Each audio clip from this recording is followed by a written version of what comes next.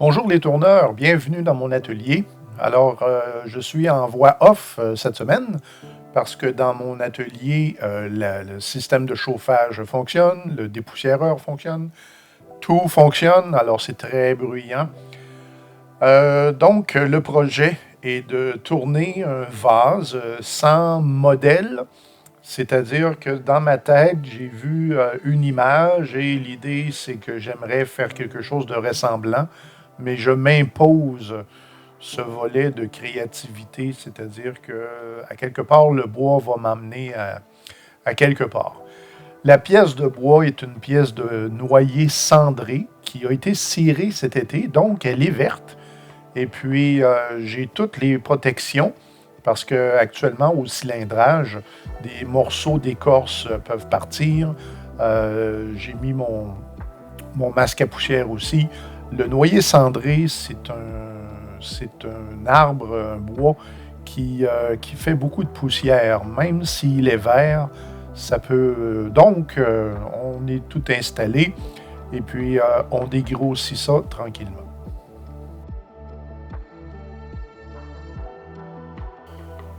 Alors, une première inspection de la pièce, je vérifie si elle est fendillée, ce qu'elle n'est presque pas. Je vais quand même plus tard enlever un peu des deux extrémités. J'observe les possibles difficultés ou les beaux scénarios. Et là, je constate la présence de nœuds.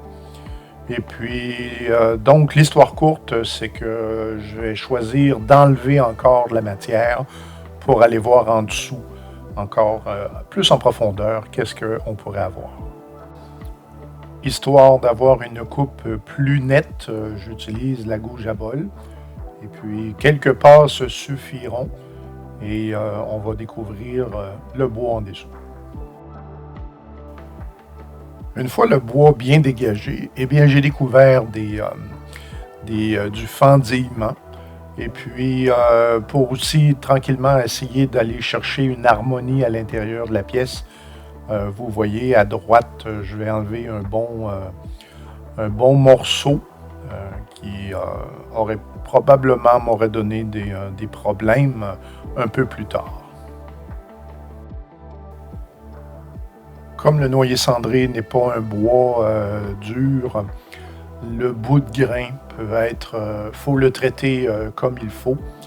Et là, ici, j'ai ma gouge à profiler, bien affûtée, et j'utilise beaucoup le côté pour avoir une coupe franche dans la fibre, parce que là, ça va devenir le haut du vase.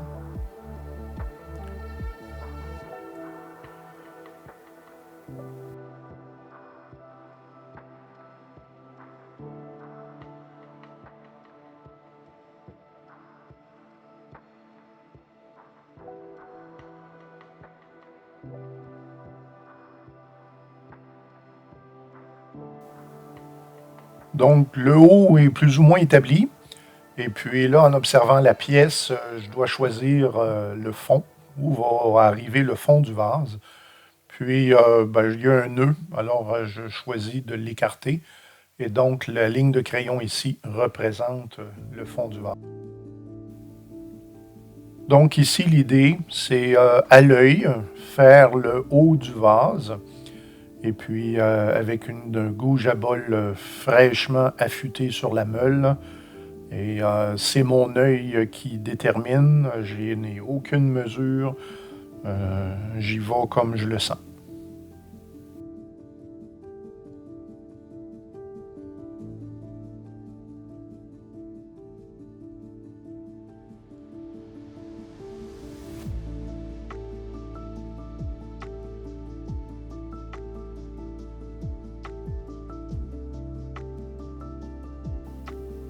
Donc à ce point-ci, le haut du vase est complété.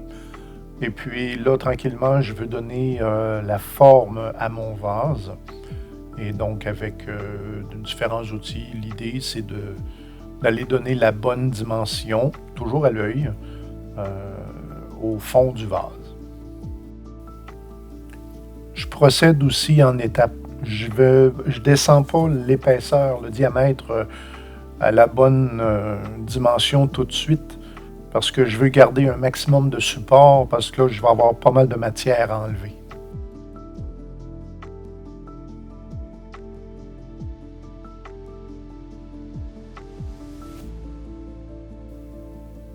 Je me trace une ligne repère, je ne veux pas aller à droite de cette ligne-là.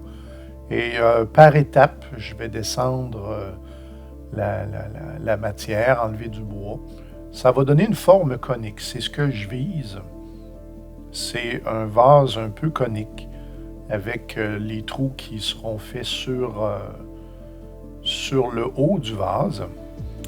Et j'exagère un peu l'angle de mon porte-outils parce que je ne veux pas tomber dans la lune. Je veux m'assurer d'avoir cette forme conique. Donc, dans le fond, il faut que je sois plus agressif dans le bas que dans le haut et de placer mon porte-outils dans cette direction-là. Bien, ça m'aide à suivre mon plan.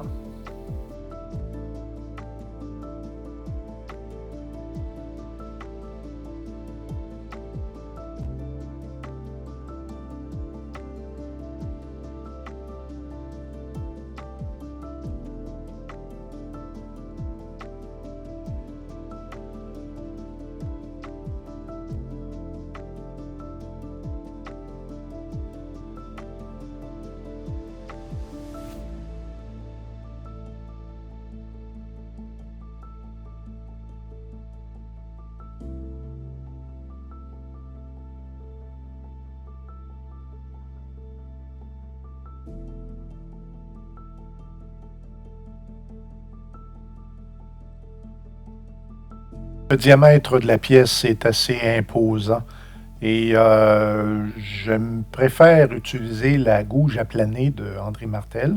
Souvenez, c'est une gouge à bol dont le nez est coupé à angle droit avec un affûtage assez aigu, j'ai oublié le degré. Mais ce que ça permet de faire, c'est de faire des belles coupes tout en ayant un diamètre important. Et c'est un peu plus long, mais la coupe est meilleure.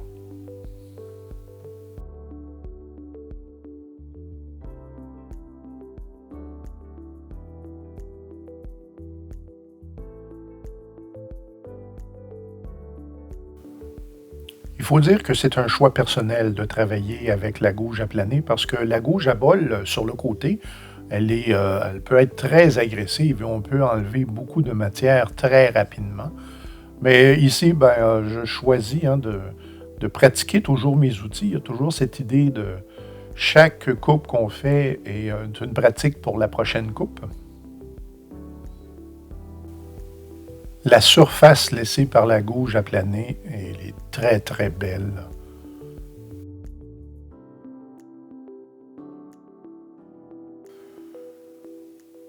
Alors ici, ce que j'essaie de faire tranquillement, pas vite, c'est d'enlever dans le bois la surface bombée. Si vous voyez, là, il y a un petit peu de convexe.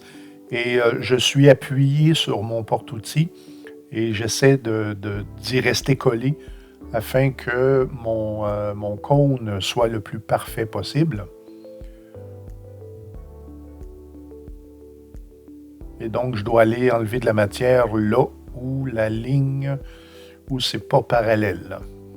Tout en allant enlever encore de la matière au pied du vase.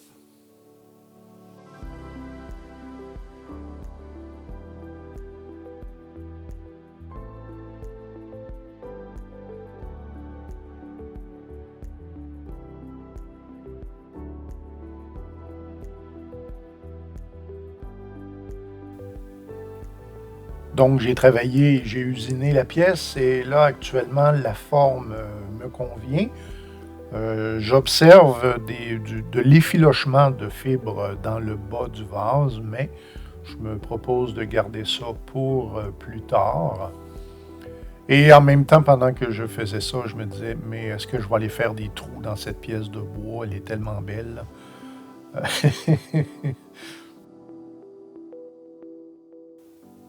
Alors, pour des raisons que je ne m'explique pas, tantôt, avec la gauge à bol, je suis retourné enlever ce que j'avais fait à la gouge à profiler.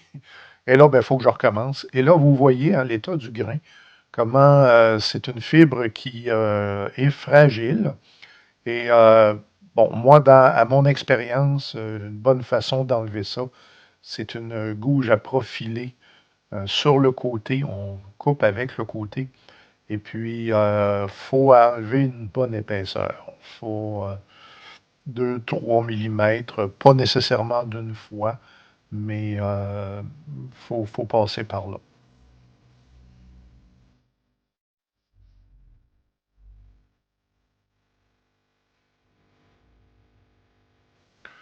Je touche pas tellement au centre parce que l'ouverture du vase va être assez grande, mais quand même, on est venu à bout presque parfaitement. Une autre passe plus légère pour affiner la courbe aussi, parce que pendant que la gouge est en train de faire son travail, moi, je regarde plutôt la courbe que ça me donne. Et puis, tout mon corps tourne avec l'outil. Je ne fais pas tourner l'outil dans mes mains, c'est tout mon corps qui tourne avec l'outil.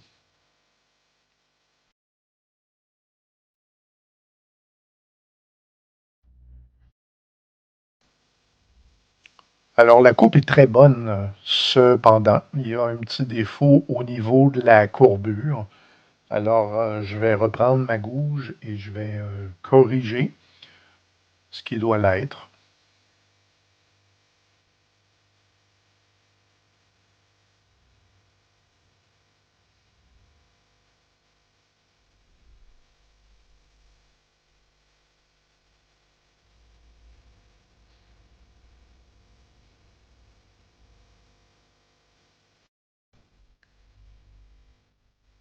L'extérieur me convient, les dimensions me conviennent, à mon œil, ça semble bon. Et je vais passer maintenant à l'étape du ponçage. Et le principe numéro un avec le noyer cendré, comme avec bien des bois d'ailleurs, c'est qu'il faut que le ponçage se fasse dans le sens de la fibre du bois.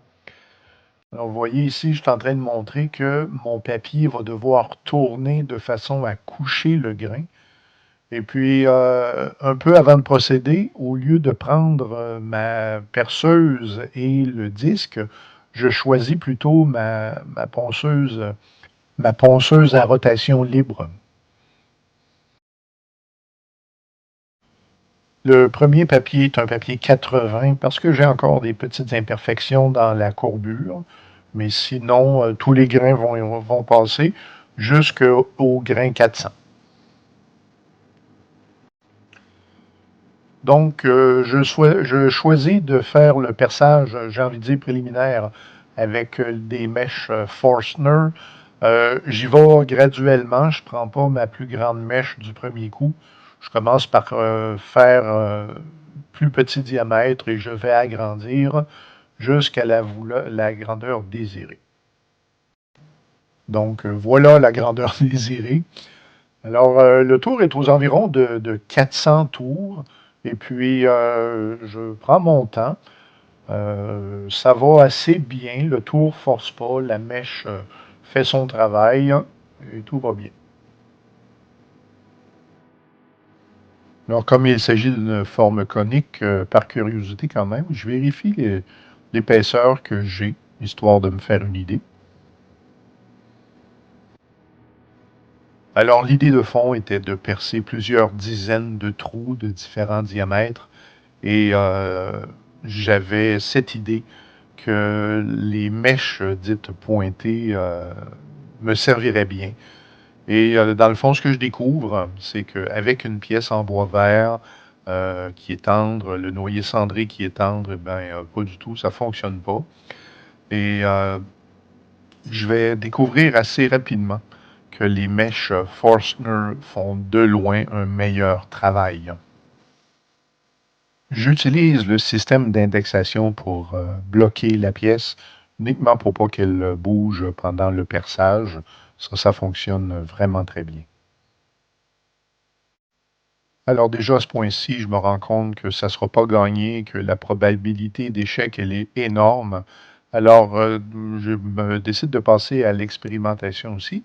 Donc, d'utiliser des mèches tout à fait classiques, mais quand même pour m'aider, j'utilise un chasse-clou, histoire de, de- de marquer la pièce pour aider à ce que la mèche ne patine pas sur la pièce. Et puis, ça aussi, ça me permet de localiser rapidement là où va aller la mèche. Et ça a été bien. En revanche, le résultat des mèches classiques, vraiment pas terrible. Chemin faisant, j'ai eu cette idée. Vous voyez que ma mèche repose sur le porte-outil.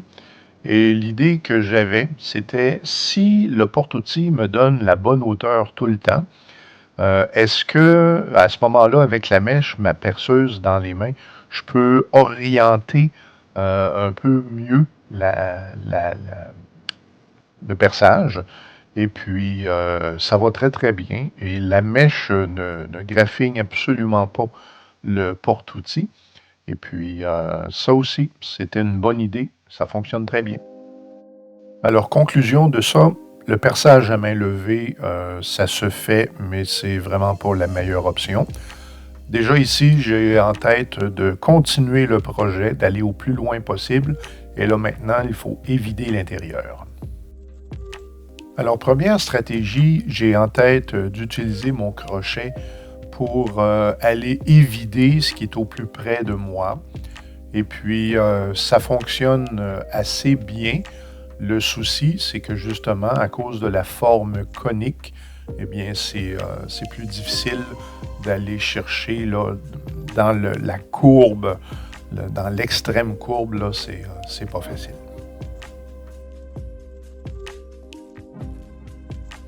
Pour essayer d'aller enlever maximum de matière au collet du vase, je tourne sens horaire et avec mon racloir Kelton, c'est un racloir assez fin, eh bien, je vais aller enlever de la matière.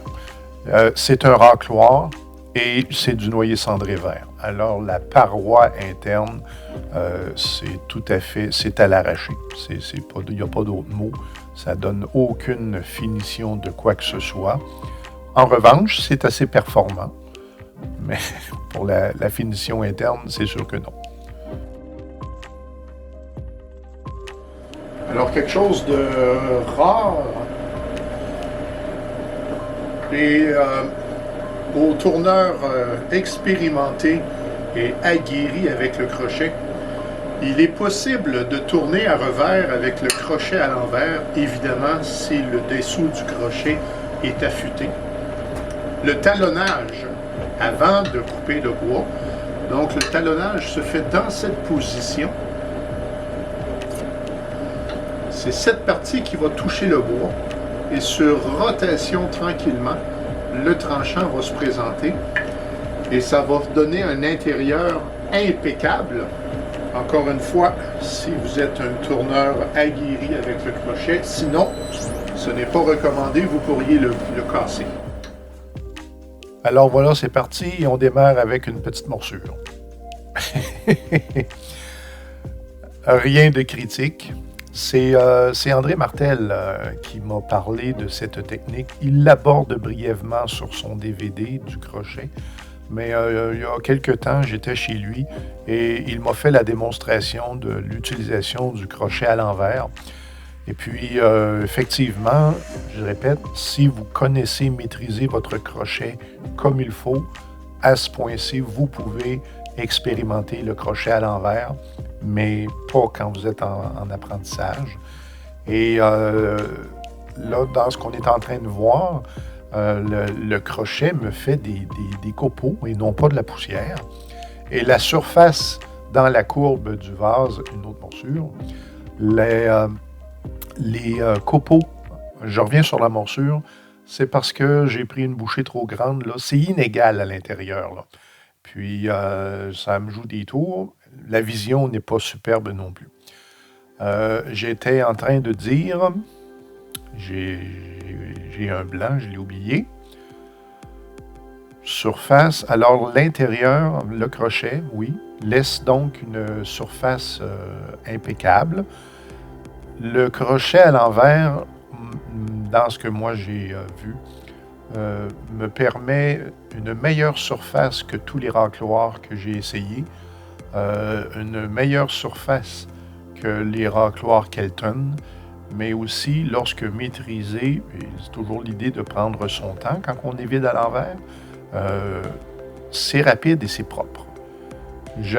Pas j'annonce, mais j'affirme que bien utilisé, le crochet à l'envers surpasse tous les outils d'évidage que moi je connais. Peut-être avez-vous déjà vu mon snake, mon serpent, donc le bras articulé pour évider sans effort. Et puis, je l'ai essayé sur cette pièce-là, mais comme le noyer est fibreux, ça ne coupait pas, ça ne tranchait pas. J'ai aussi une pastille ronde de carbure que j'ai essayé, ça non plus, c'était pas génial. Dans le scénario actuel, le meilleur outil pour évider était le crochet sens normal et à l'envers. Ça, c'est ça qui m'a donné les meilleurs résultats.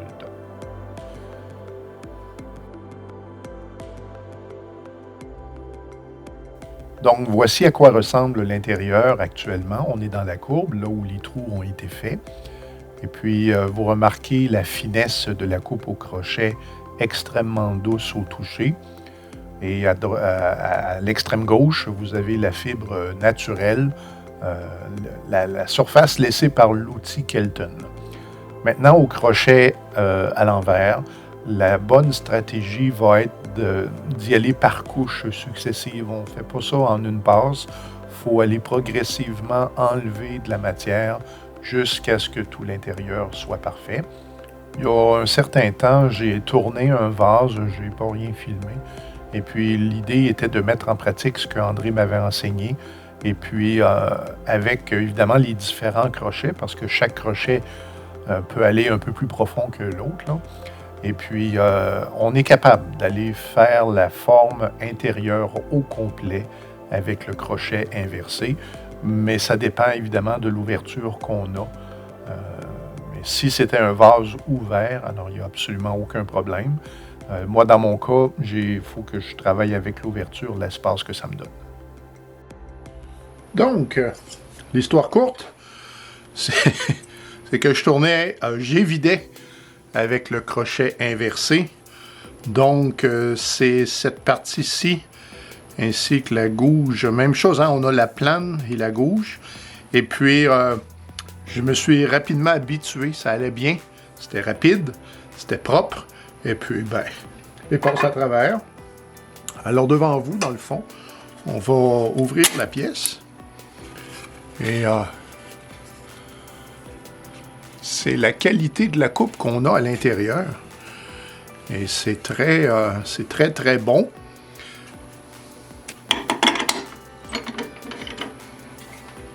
Ça, c'est le fond.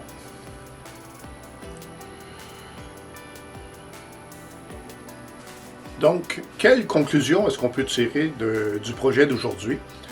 Eh bien, première chose, moi, qui me saute aux yeux, c'est que faire des trous, c'est pas adapté à n'importe quel bois. Alors, j'avais du bois vert, il faut le faire avec du bois sec. Du noyer cendré, c'est un bois tendre, il faut le faire avec du bois dur. Et puis, il ne faut pas percer un coup la surface terminée. Au contraire, il faut percer avant. Et après ça, le passage des outils vont normalement faire une finition qui devrait être beaucoup meilleure que ce que j'ai ici. Je ne renonce pas à mon projet parce que du bois dur et sec, j'en ai. Mais j'ai aussi j'ai eu d'autres idées pendant la sieste. Alors, si en quelques points mes erreurs vous ont été utiles, ou si au contraire vous avez des recommandations pour moi, elles sont les bienvenues. Merci de me donner votre appréciation de la vidéo et au plaisir de se revoir très bientôt.